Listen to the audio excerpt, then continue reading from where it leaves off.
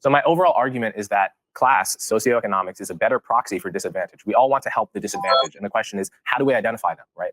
The default right now in a lot of areas of policy is to use Black and Hispanic identity as a proxy for disadvantage. And my argument is that you actually get a better picture of who needs help by looking at socioeconomics and income. That picks out people in a more accurate way. Right? Okay, so they applauded at that. That to me is the fundamental, just in one sentence, everything the far left says about, well, we need to focus on racism and systemic racism. It's like, if systemic racism is real, which I agree that it is, certainly the drug war, as you know from your research of Richard Nixon, which we'll get to later, was about breaking up like the Black Panthers and over specific races. We should just be focusing on class, because if racism caused Black people to be poorer, then if we just focus on help policies that help the poor, Black people will disproportionately benefit. Yeah. But I mean, how is there any flaw in that logic? I guess the argument would be that some people would sort of say that, like, if some of the things that are keeping Black people poor, like if some of those racist policies are still in place, then, that they have to be, dismantled. Yeah. Right? But I mean, what's a current policy? I'm not, I don't make this my big case. I know you're a whitey. I should have brought someone of a person of color. I should have brought but I mean, a colored person, a person of color. If you read like Ta-Nehisi Coates or a Black intellectual like that, who does sort of make this kind of politics, the opposite of Coleman Hughes politics, sort of like the central point, he can prattle off a lot of things, redlining and this kind of stuff, right? Where it's, or just like, I think policing and, disparities in that, like, again, like I'm not a super expert, but there are sort of like progressive Black intellectuals who make the case that there are vestiges of a sort of racist past that are still present in public. Sure. The point is, though, I also agree with what he's saying here, right? Yeah. Which is like, when it comes to sort of the corrective measures, if we had corrective measures that just sort of singled out poor people for, the bulk of our attention, that, that would probably wind up just helping Black people. I mean, I suppose I do question a bit the degree to which sort of some of this is behaving as if America does not already have policies that target people for aid on the basis of income, right? Yeah. Well, and the point about Ta-Nehisi Coates and like Ibram X. Kendi, this one of the single reasons why I am very confident they're wrong, they're ideologues, and they know their ideas are nonsense, is because they refuse to even engage in a discussion with Coleman Hughes. Coleman Hughes has constantly tried to get Ibram X. Kendi to have a conversation. Ibram X. Kendi refuses. It's like, okay. And Coleman Hughes, I understand why someone wouldn't want to debate me, because I'm a freakish, crankish freakazoid, right? That's fair. Coleman Hughes is about as mild-mannered as you can possibly get. So he's not like a Daily Wire. No. He I believe he says it in here. He writes for CNN or whatnot. But like, my point is, one of the initial and pretty significant markers about whether or not someone's ideas are valid are they even willing to discuss it with the people who disagree with them most? Yes. Because if you're not, then that's the first piece of evidence that I'm like, okay, well, if you can't even talk to your most capable opponents about their criticisms of your ideas face to face, then it's an indication your ideas are bad. No, I agree. And I think that, I think that people that hold themselves in a sort of respectable way, as he clearly seems to, they invite good faith engagement with other people, right? So, I mean, I don't know the entirety of what this man is all about, but if he is what you say he is, then it doesn't seem like there's a good case against engaging with him. Here's where you get to the juicy part. All right, let's see the juicy part. And not my question, but when you say that socioeconomics picks out people in a better way than race, when you do look at the socioeconomics, you see the huge disparity between white households and Black households. You see the huge disparity between white households and Hispanic households. So your argument, and I've read your book twice because I wanted to give it a chance, your argument that race has no place in that equation is really fundamentally flawed. In my opinion. Well, there's two separate questions. One is whether each racial... What if I told you in that tone, JJ, I really appreciate what you have to say, but I think when you say this, your argument is fundamentally flawed, in my opinion. Right? Yes. That's what I don't like. I like crankish, in your face. No, I think you're wrong on this. It's much more honest, in my opinion. The View, the ladies of The View often do have, like, I find that this is the way it often goes on The View, to the extent that I've watched much of it, is that it begins in this kind of sort of patronizing tone of disagreement, and then quickly spirals out of control into just people yelling and storming off the set. Yes. Well, we'll see that right now. Group is socioeconomically the same. That I agree with you. They're not. Yeah, they're not, and the stats show that.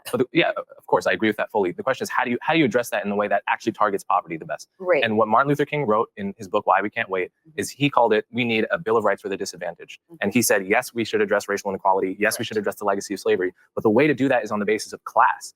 And that will disproportionately target Blacks and Hispanics because they're disproportionately poor, but it will be doing so in a way that also helps the white poor, in a way that addresses poverty as the thing to be addressed. That part is true, but as you are a student of Dr. King, I'm not only a student of Dr. King, I know his daughter, Bernice, right? Oh. So I'm going to... Making Sonny the de facto expert on Martin Luther King. He knows his daughter. That's fair. Get to my question. Go ahead, go right ahead. I think the premise is fundamentally flawed. You claim that color blindness was the goal of the civil rights movement, based upon Dr. King's I Have a Dream speech, content of character versus the color of skin. Bernice, Dr. King's daughter, points out that 4 years after giving that speech, actually, Dr. King also said this: a society that has done something special against the Negro for hundreds of years must now do something special for Negroes. He also said in 1968, it was about less than a week before he was assassinated, this country never stops to realize that they owe a people kept in slavery for 244 years.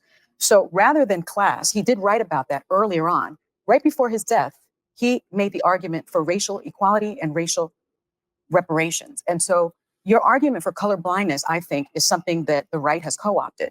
And so many in the Black community, if I'm being honest with you, because I want to be, believe that you are being used as a pawn by the right and that you're a charlatan of sorts. He's not a Republican. So how do you... He's never voted for a Republican. You said that you're a conservative. No, No, you did. You actually said that in the podcast that you did 2 weeks ago. I said I was a conservative. He's not. Yes, you did. So, but my question to you is, how do you respond to those critics? Okay, let's give it Okay. JJ, with all due respect, I just want, some people would say that you and your entire shtick has been co-opted and you're a charlatan of sorts. I just want to, with all due respect. The phrase charlatan is that's it's a pretty... I believe she said charlatan of sorts, which makes it even better. That's even better. I think so. But I mean, it's just like this. That's the left. This is the far left response. No, but it's like, she's obviously like talking in a dopey way, but it's like, I mean, the crux, I would have phrased it much differently, because I do think that there is a kernel of truth to what she's saying, right? It's like, true. Yes. There are many people who believe. Well, like there is no one that the right wing loves more than a Black guy who says that other Black guys are out to lunch and that we actually think about racism too much and racism is overrated. When a Black guy says that, that guy does become an overnight conservative. Okay, first off, I think there are some things that the right loves more than that specifically. Okay. Well, Donald Trump. But I mean, okay, continue your point, I guess. No, but I mean, like this, I'm just saying that that's objectively true. And I think that she's like, it's not wrong to observe that. What I would have sort of said is I would have said Coleman, let's, you seem like you're a good guy and all the rest of it. How are you planning on preventing yourself from just becoming a darling of the right wing? The right wing loves, like I said, the right wing loves a Black guy who tells us, whiteys, that racism is actually not that big of a deal and that we shouldn't think about it that much. And that if we can just kind of get sort of thoughts of racial inequality out of our head, actually we're being sort of heroic and we're being better than those people on the left who are squawking about racial injustice all the time. What if that's true? That's true, though. Fine. That's sort of what he could say, right? In response to that. If he sort of says, well, what I'm fighting for is the truth, and I don't care if the right wing loves it or the left wing loves it. And if he sort of said, and he said, I don't self-identify as being a conservative or whatever. But I do think that there is a danger that he has to be aware of if he has his wits about him, that he could be kind of co-opted into the right wing, and that a lot of left-wing people will just turn off their ears when he starts to talk if he becomes too right-wing coded. And so I think that's something that he has to be sensitive to. That's fair. One thing I've noticed just generally, and this is, I think, a function of being online more, is the subtle implications of any time we're talking about, well, this person's right-wing coded or left-wing coded, or, the right likes this, the right likes this person. It's like, there's always an implicit assumption that the right equals bad. It's like, well, the right, a lot of people on the right are agreeing with you. It's like, okay, that has as much, that's as much of a point as saying a lot of people on the left are agreeing with you. That's not the point, right? Because like the idea, like somebody like Coleman Hughes, like his brand is that like, I'm a truth teller, I'm a contrarian, right? And okay, that's good. But if you're going to be a truth teller and a contrarian, you do have to have an ability to market yourself to people that, are not hearing your message very often. And if Coleman Hughes becomes a celebrity that only goes on right-wing talk shows, then I would just question his efficacy. Sure. Well, he's not. Why do you say he's a contrarian? Well, because this is a sort of like, it's a contrarian take for a black intellectual to have. Contrarian. When I hear the word contrarian means someone who takes the opposite perspective for the sake of taking the opposite perspective. No, it doesn't have to mean that. Contrarianism can just sort of mean when you are taking a somewhat unusually a position that is somewhat unexpectedly at odds with sort of the dominant ethos of something, right? So it's like you're at a time when everyone is arguing X, you're the guy who's arguing Y, right? It doesn't necessarily mean that you just kind of have this. I guess being a contrarian is different than just being contrary, just saying yes every time you hear a no, right? It's just you have a somewhat different, and especially like when you're like, like if I'm a gay man and I say gay marriage is bad, then you would say like, oh, he's like a gay contrarian. He has opinions against the grain of conventional gay opinion. If you're a black guy who says, anti-discrimination laws are bad, then you're a black sort of contrarian intellectual. Maybe.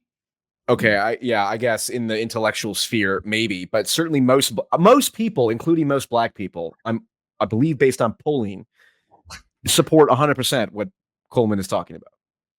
And I believe if you look at polls about just generally like amongst black people, like racism is one of the main problems in my life, the overwhelming majority of black people say it's not. So it's contrarian in the intellectual sphere, perhaps. But anyway, let's keep going. Let's keep going. First thing I think it's very important. The quote that you just pointed out about doing something special for the Negro, that's from the book Why We Can't Wait that I just mentioned. Yes. A couple paragraphs later, he lays out exactly what that something special was. Yes. And it was the Bill of Rights for the Disadvantaged, a broad class-based policy. But he also says you must include race. No, he didn't. He says yes, he does. Okay, well, everyone should go read the book Why We Can't Wait. Let's not get. Yes, he does, JJ. Yes, he does. I like his, he has such a great facial expression in that moment where he's kind of like no, the disadvantage, a broad class. But he also says you must include race. Look at his face. No, he didn't. He says yes, he does. Okay, well, everyone should go read the book Why We Can't Wait. Let's not get sidetracked by that. Yeah, I don't lost so much respect for her in that exact moment where he's just like, who the hell is this crazy bitch? Like, I think he lost respect for her when she said, I read your book twice. Yes. And he was on the Joe Rogan podcast. And he's like, I don't think she read his book twice. That sounds ridiculous. Was he on? I think I've been co-opted by arguments for the Bill of Rights for the Disadvantaged on Rogan. Yeah, he went on Joe Rogan after this. Oh, that's that problematic for you? Somewhat problematic, yes. Okay, well, we'll get to that when we talk about Tucker on Joe Rogan. Okay. I lost track here. Hold on. A broad class-based But he also says you must include race. No, he didn't. He says yes, he does. Okay, well, everyone should go read the book Why We Can't Wait. Let's not get sidetracked by that. Yeah. I don't think I've been co-opted by anyone. I've only voted twice, both for Democrats. Although I'm an independent, I would vote for a Republican, probably a non-Trump Republican if they were compelling. I don't think there's any evidence I've been co-opted by anyone, and I think that's an ad hominem tactic people use to not address really the important conversations we're having here. And I think it's better, and it would be better for everyone if we stuck to the topics rather than make it about me with no evidence. But I want to give you the opportunity to respond. Yeah, good response, right? Yeah. Very enlightened centrist of him. Very just on the truth, no getting emotional, no unnecessary irony, no bad jokes that don't land. No, he's a very good communicator. He's very, like, this is my first time seeing him, and he has a very nice, calm disposition. He's very slick and confident, and he's quite like a sort of like elegant kind of character. So yeah, he comes off well. I think the audience instinctively sympathizes with him, although maybe yes, that's important. Yeah, some people might think that he's maybe a little too polished, a little too smooth, I kind of on the 2023 Enlightened Centrist tier list. Yes. I put him at C tier because I said he doesn't have any emotion. I feel like I'm listening to a robot. A little robotic. But there's value to that. And to your point about the audience, this is why anti-intellectualism is based, JJ. This goes back to the beginning. People's minds are more affected by their perception of the speaker's behavior than what they say. I believe that's a fact. That's why comedians have a level of charisma behind their points without ever having to make any Socratic rational argument for it. So let's keep on to I appreciate the criticism. I appreciate it. There's no evidence that I've been co-opted by anyone. I have an independent podcast. I work for CNN as an analyst. I write for the Free Press. I'm independent in all of these endeavors, and no one is paying me to say what I'm saying. I'm saying it because I feel it. Alyssa, you have the question. Coleman, thanks for being here. So in the past decade, it feels like racial tensions have gotten worse. Do you see it that way, and what do you attribute it to? Absolutely. I mean, if you look at all the data, it finds that race relations were getting better until about 2013. That year, you had a majority of Black, Hispanic, and white Americans saying race relations were good, and then you just see it nosedive. And 2013, people like to blame it in saying race relations were good. What do you think about this? So this is this is interesting. Would you say that relations between white and Black people are very good, somewhat bad, or very bad? And so we have white and Blacks who are saying very or somewhat good. And so, throughout the early 2000s, whites, more, but both races in the majority. We see, the Blacks dip around 2008, go up. Yeah, so the viewers can see the chart, but what I would point out is 2013, it was 72. The big dip is between 2013 2015. Donald Trump was not elected until 2016, mind you. And so this dip, this is what I would say. This is, I believe, the culturally dominant left pushing its pathological ideologies about systemic racism and it propagating through social media. Well, I mean, as we don't know exactly at what point in. Well, of course, because like the election campaign occurred in 2015, right? So even though the but wasn't until 2016, but like we could, but I think it's obvious to sort of say that there was like a broad sort of confluence of cultural factors that started to be unleashed in 2015. The rise of sort of, what you're describing, the sort of wokeism, modern wokeism, the great awakening, as they say, but then also the rise of Donald Trump that also didn't help things. So, I mean, the culture. Do you agree? Let me ask you a question straight up. Do you agree do you agree with the statement? Yeah. Wokeism is a problem. Yeah, of course it is. Okay, that's fair, because I would say a year ago, the standard position was wokeism is not a thing because it can't be defined. And I would say that's a cop-out answer. That's like saying, well, if I said, do I think the far right is a problem? I'd say, yeah, and not, well, define far right. It's like, sometimes you should have to define far right, because people will say Ben Shapiro's far right. It would make him a Nazi or whatever. It's like, okay, you guys are morons. Well, although certainly with his support of Benjamin Netanyahu, that argument seems to have more validity now. Separate issue, though. Woke, woke is like, these things they're not scientific concepts. They're like, of course, woke just means far left. Pretty much. And I think like a particular sort of like what we used to call the SJWs, like the social justice warriors, has now been sort of eclipsed by woke. But it refers to like a kind of far left politics that I think especially puts identity stuff, race, gender, sexuality, gender identity, this kind of thing at the forefront of the politics, right? Yeah.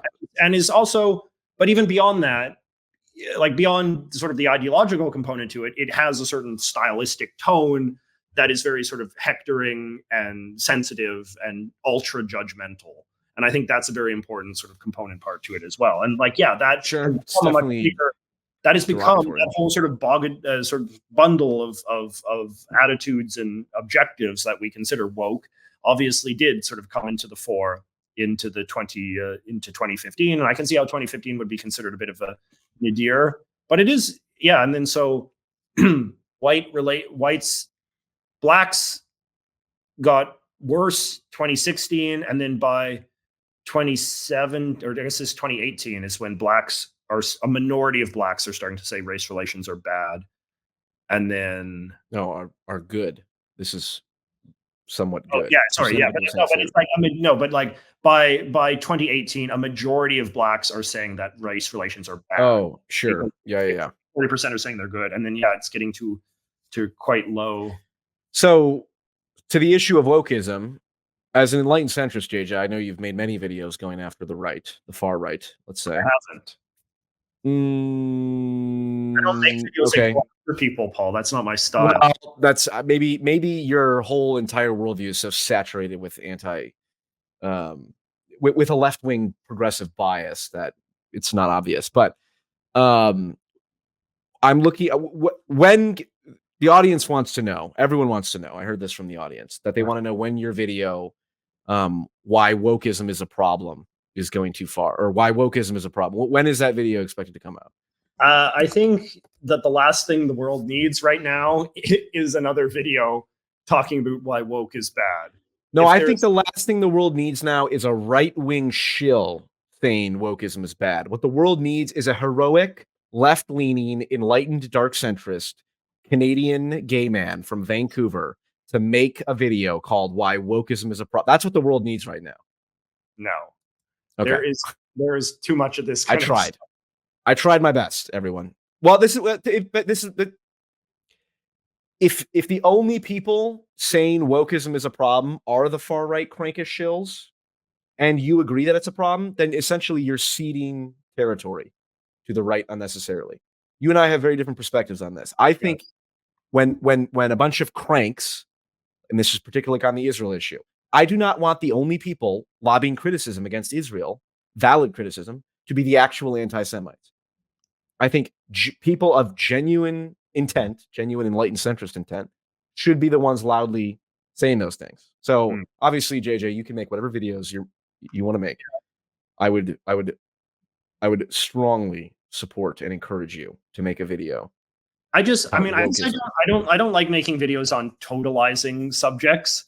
But I think that, if I don't know, I can see your point. Like, there definitely are aspects of obviously social justice-y kind of things that are obnoxious and bad and that I don't support. But it is hard to make these kind of complaints without, like, you just think of like, what would the title be? What would the thumbnail be? And it's just hard to avoid looking like just a very tendentious, crankish, right-wing type of person. That's fair. That's why I see. There's a problem with the polarized climate. Like, the problem with the polarized climate is that it intimidates people who have something useful to say out of saying anything at all for fear of how they'll look. And it's not just fear of being judged, right? It's also just fear of like your own reputational integrity, right? It's not that I fear that people are going to call me a racist or whatever. It's that, like, I fear that I don't want people to think that I'm trying to be the next Ben Shapiro or whatever, right? That's fair. Well, as someone who has no reputational integrity, I've chosen and decided to not care at all and take the trickster approach of I will say what I believe to be true in a way that I think is funny sometimes, maybe. For the more complicated issue, humor is a useful massaging tool. Yes. And I will just say, I don't care if people call me a far right crank or whatnot. And in fact, honestly, that might be kind of a good thing, because to the people who are on the right, who are like, I'm never going to listen to anyone who's on the left. And if they hear me say, hey, remember everyone, there's a difference between Jewish people, the race, and Judaism, the religion. And it's fine to criticize one and ridiculous to make automatic criticism of the other. I lean into that, and I don't care what my reputation is. Wow. And I'm not even, and listen, it's not like I'm not going to pay a price for that. So, not even saying one strategy is better than the other, but okay, let's watch more of the show. I see your point. Yeah, we'll wrap this up. And then you just see it nosedive. And 2013, Republicans like to blame Obama. It wasn't his fault. Democrats like to blame Trump.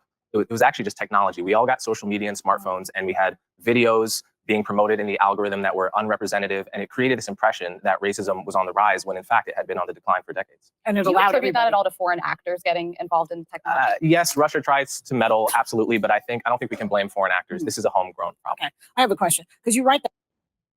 Any comment on that? The thing about The View, which I think is something that that people don't acknowledge enough. There's too many women on it. Well, I mean, like, let me try to phrase this. things like that, right? It is definitely. Go ahead. It is a very influential, very popular political show, but it is a show for women. And I think it just reflects that like women do communicate and think about politics in a lot of ways differently than men do. And, they bring up things in different ways. They argue in different ways, and like there are issues that are kind of like front of mind to them that, might strike us as being a little stranger to bring up the way that they bring up. But I'm sure that like a lot of women, God knows, when they're watching a round table of a bunch of men gabbing about politics, the Joe Rogan experience. Yeah, it probably comes off as a bit weird to them as well. So I mean, I do try to be a little sensitive, and I think it is important, right? And this is in both Canada and America, actually even more so in Canada than in America, is that there's a huge gender divide when it comes to political preferences. So I think it is very important that we as men see women talking to other women, talking among other women about politics, right? So I absolutely agree. The View is a very important primary source to engage with. It can't just all be like, Joe Rogan and Destiny debating Jordan Peterson. Yes. One of the incorrect manifestations of wokeism is the belief that men and women are fundamentally the same. It's just social conditioning that's different. And even if it was the case that it was social conditioning, there's still a difference that manifests generally between men and women. And I do think it's important to put yourself in different it's important to immerse yourself in different personality clusters generally, and that includes the male and female dichotomy. I just watched The Devil Wears Prada the other day. Apparently it's a feminine classic. Did you like it? I've never seen it. Meryl is such a great actress. Yeah, it wasn't bad. I like Meryl Streep, and I think it's like the archetypal kind of female bullying type thing where it's very different from men beating the shit out of each other. Women, it's more psychological, social and psychological. Yeah. Is she a very this character in that, like Meryl Streep? Like she's a kind of like wicked woman. Yeah, she's the devil. She's the devil who's wearing Prada.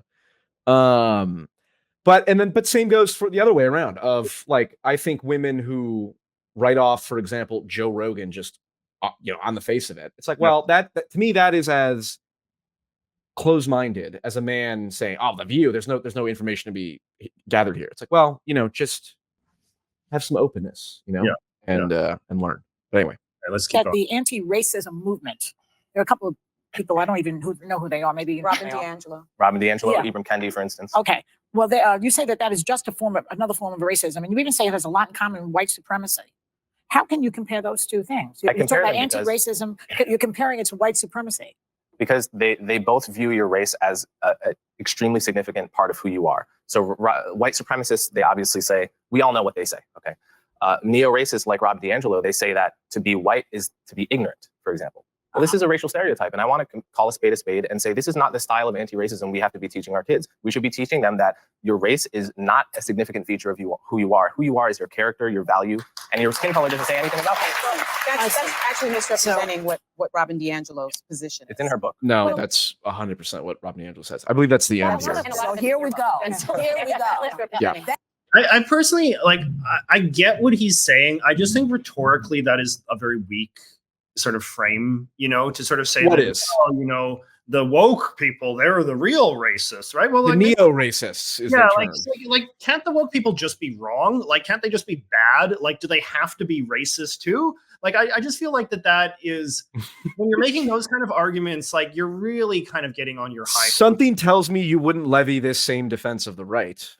Like the right's racist. Well, maybe they're not racist. Maybe they're not. Maybe the Trump voters aren't racist, JJ. Maybe they're just afraid of illegal immigration. That's a good analogy, Paul. Like an analogy to this would be like if a left winger is saying, "Well, in some ways the Republicans are actually the real Marxists," right? Like no, like that's like you're just trying to like judo this accusation into a charge flung against your opponent. And to me, like it strikes me as being just a little too cute, right? Because it's like, okay, like, the white supremacists think race matters, and then like the anti-racist leftists think that race matters. Oh, I can't tell who's who. But it's like, obviously, the racism of some like hick Southern governor in the Jim Crow era is very different than the kind of racial preoccupations of like a left-wing academic in the year 2020. Actually, I disagree with that. Because like if I'm gonna think about okay, like a white person who like a Southern, the classic example of a white supremacist who hates black people, whatever. There are absolutely, like, let's say there's racists of all race, but like, let's say black people in particular who absolutely hate white people. Yes. And like, if I'm putting myself in their shoes, it's like, well, if I'm told all the time that my problems in life are a function of the systemic structure of society and that white people literally profited off the slavery of my ancestors, like, of course I'm going to hate these people. It's perfectly understandable, even though it's wrong. But I think that there's just as much racial hatred from non-whites to whites as there is vice versa. And to be honest, this is a total fucking speculation. But given how I think marginalized genuine like white racism is, and it's not as marginalized as it was because Nick Fuentes is a thing now, blah, blah, whatever. But even there's nuance because he's having to renounce a lot of that shit in order to stick to his other criticism. Point is, I think that I think that racism against white people is at least as much of a problem as racism against any other race. I don't think that's indisputable at all. If anything, there's more systemic racism against white people in the form of DEI quotas and companies being required to hire a certain number of people who are not white. And then that actually affects employment, which has happened to me. I left my last job because of that. Now, I'm not a victim because I'm incredibly white privileged. So, but if I was to think, okay, if I was poor and white and I actually got passed over from a job because some bullshit corporate exec in the DEI program who makes hundreds of thousands of dollars a year and went to Columbia University or whatever, is pro-Hamas, is like, well, we need to have more black people in our corporation. So if the poor white person gets passed over, that's fine. It's like, that's straight up racism. And that's even systemic racism by any normal definition. I don't know. It's like, I think that one thing that we should want is for racist and racism, for those to be very powerful words, right? And for those to be exclusively used to describe like indisputably abhorrent behavior that is based on a very shallow and cruel prejudice.